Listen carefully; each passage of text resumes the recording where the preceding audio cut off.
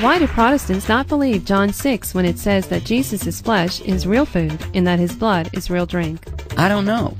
In Matthew 26, Mark 14, and Luke 22, Jesus says of the bread, "This is my body." He says of the wine, "This is my blood." Not "this is symbolic of," or "this represents." He says this is.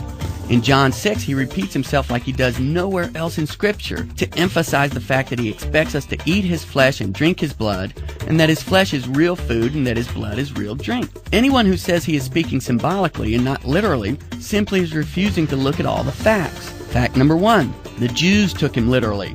We see that in verse 52. Fact number 2, his disciples took him literally. We see that in verse 60. Fact number 3, the apostles took him literally, verses 67 to 69. If everyone who heard him speak at the time took him literally, then my question is, why does anyone today, 2,000 years after the fact, take him symbolically?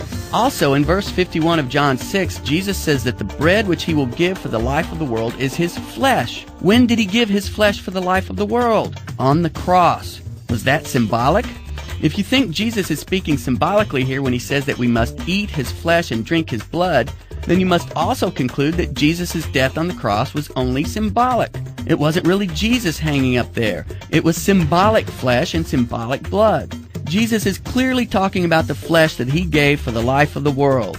He did that on the cross. Those who believe he is talking symbolically here in John 6 have a real problem when it comes to John 6 verse 51. Did Jesus give us his real flesh and blood for the life of the world, or was it only his symbolic flesh? Besides the problem of the disciples, the Jews, and the apostles in the church from the get-go took Christ's words literally, Protestants have a couple of additional problems with the idea that John 6 could be anyway symbolic. In John 6:48-51, Christ tells us that he is the new manna from heaven. If the new manna is just symbolic, that would mean the miraculous Old Testament that rained down from heaven for 40 years is superior to the symbolic, non-miraculous manna of the New Testament, which is Christ. And that is just an impossibility, since all New Testament is superior to the Old Testament.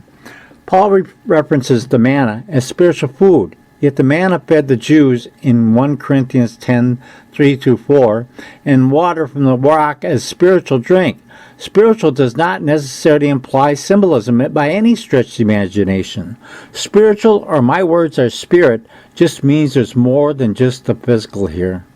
And with that, the Protestants have some major problems in trying to interpret John as simply symbolic.